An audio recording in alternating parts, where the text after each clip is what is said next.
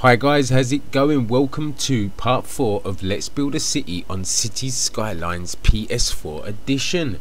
I am really enjoying this game, guys. There is another city I am building also, but that's on a free money mode city, so there's a lot more developed than this with skyscrapers and stuff, but perhaps I'll show you that city soon. But for now, in this episode guys, we're going to fly through some huge developments that I've done, ready for when we come back in part 5, where we will step things up a notch by pushing out and pushing up. But that's in part 5, so let's get part 4 out of the way for now guys. So let's take a look at the zoning for what we have here. You can see we still have the small industrial town here with the factories around the edge, residential between it, and then we have turned this avenue that leads from the first town that I started into a huge commercial district that expands into the triangle area where I originally was going to put the high schools. If you remember a couple of episodes ago, I was going to put the high school right there where it expands. But as you can see, I have done some huge developments since the last time. The triangle one-way system has expanded. It originally came through on this road here straight across, but I took out more houses and brought it back to the next road along, so now we have a bigger recreational area in the center of the one-way system. Over here we have the Waterfront Homes, like I said I would do a couple of episodes ago, so they're developing nicely along here. Okay, so over here I wanted to move the landfill sites so that I could bring an avenue through, but I couldn't as they need to be emptied first, and to empty them you need more waste management sites somewhere else to empty the waste to. So anyway, they finally emptied, and once they have finished emptying, click on them with the inspect item tool, and before clicking stop emptying, click move to another location, or they'll just start refilling again instantly. Move it to somewhere else, then you can click back on it and click stop emptying. We have one here that is full, so take a look. Look at it with the inspection tool and then click start emptying. So now this avenue here could be finished.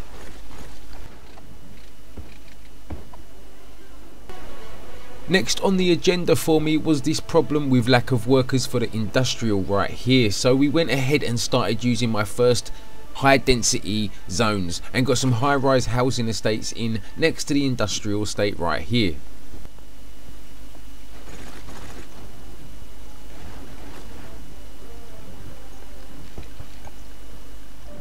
Now I was at the point where I felt the peninsula should be completely filled with buildings, so I finished off all the roads in this area and got it all zoned. Notice how I left a vast area unzoned guys for a large recreational green area with parks and playgrounds. This helps keep the land value and happiness of the citizens high.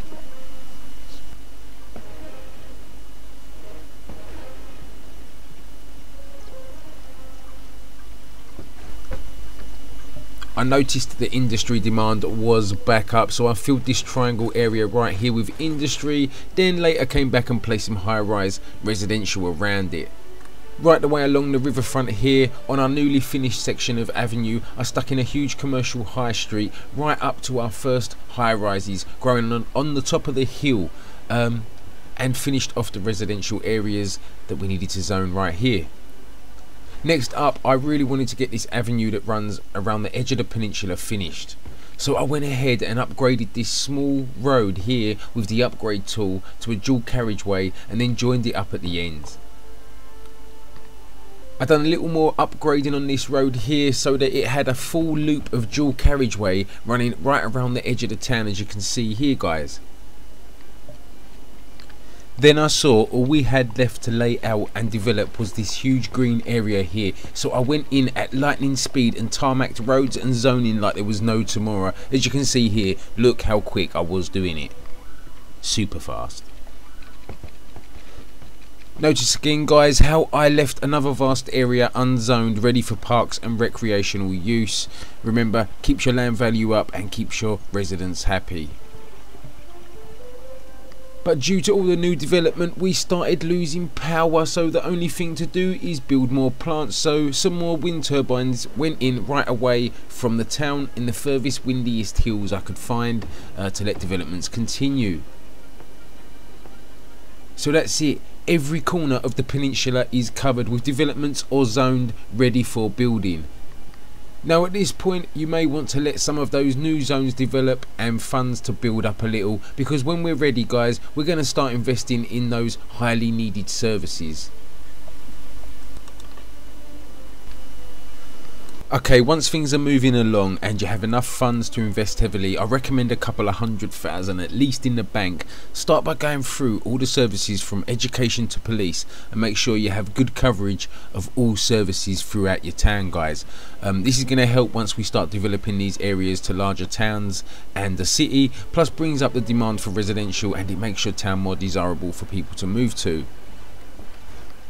So once you're done making sure you have a medical centre, fire station, police station and school in every corner of your town, you may want to consider working out some bus routes. And to do that, you first need to place a bus station. I placed mine right here away from the town, then started designing my bus routes by placing bus stops.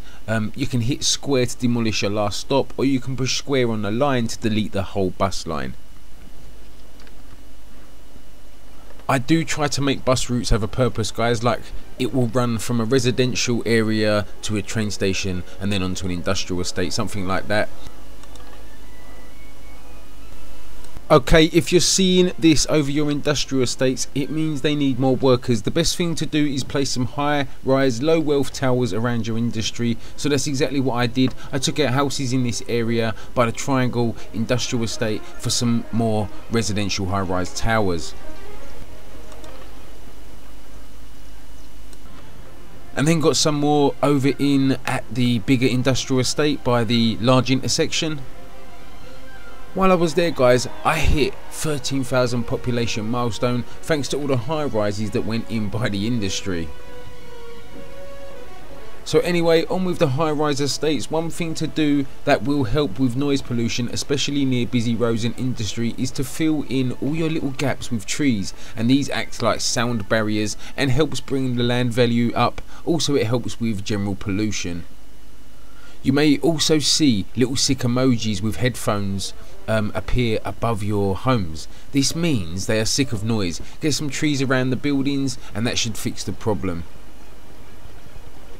I soon realised I still did not have enough workers for all my industry, so took drastic measures to get them workers they needed.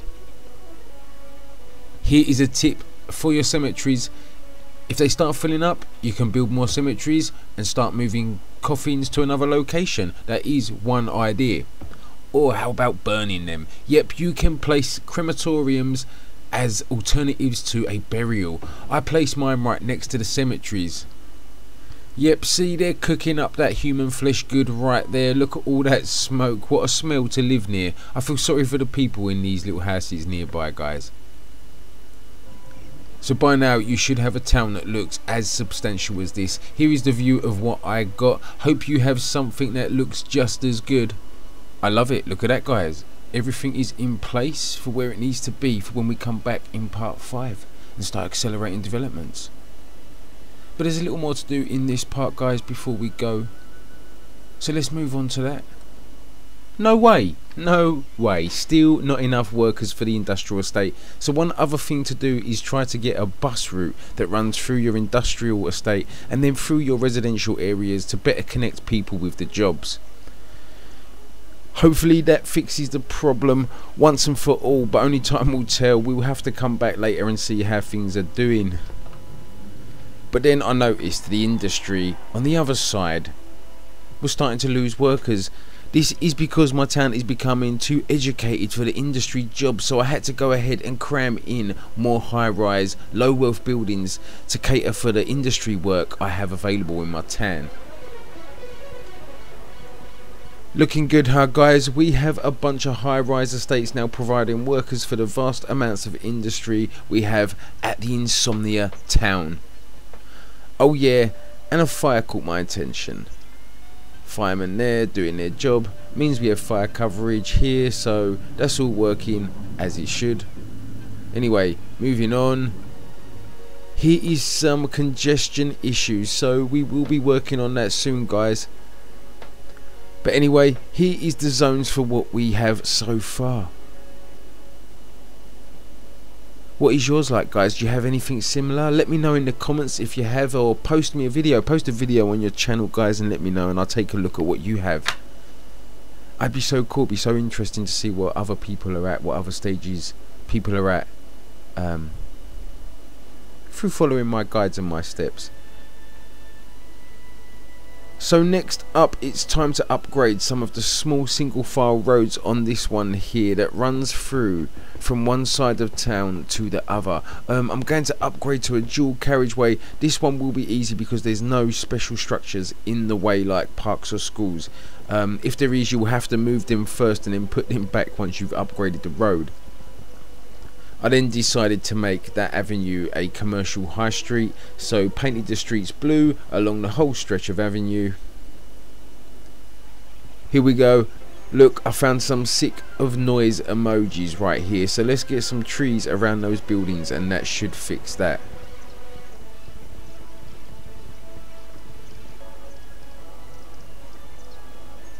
So that's it. This is what we have, a nicely developed peninsula ready to be upgraded to a city very soon. There was one last thing I did want to show you guys, that was upgrading and modifying the large intersection to help with the flow of traffic. So let's take a look at that now. Here we go. So the first thing I did was to upgrade the small one-lane slip roads to 2 lanes by upgrading them to one-way streets. I did that over the whole on-ramp and slip lane sections.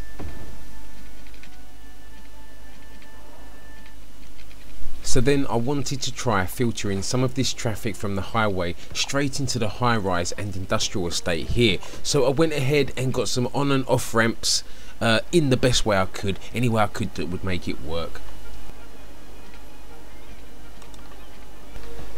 And that did actually start helping congestion pretty much instantly, like it's the route they had all been waiting for or something, guys. So then I got another on-ramp in right here because I forgot about the flow of traffic coming from this way. And anyway, I went on to destroy all the abandoned buildings anywhere I could find them. They do seem to set a trend for neighbouring buildings, guys, especially once you get a group of them. It's like the whole neighbourhood just moves out. The whole area becomes abandoned. So yeah, destroy, stay on top of your abandoned buildings and demolished buildings through fire and stuff like that, guys. I then put some more routes in and out of town, and some more dense residents because I just didn't have enough. Well, I think I just overdid it with industry in this town, but you know what, guys, that's not a problem because that brings in lots of money, provides lots of jobs and brings in high amounts of residents to this town. So then it was on to more abandoned buildings. I checked out my spectacular intersection again. More high density residential, commercial in all the little gaps here and there. Made everything more pretty with parks and trees, more trees and plants. And it was at that point, guys, I said, that's it, I'm done, good night. Until next time, guys, thanks for watching and stay tuned for part 5. I'm out.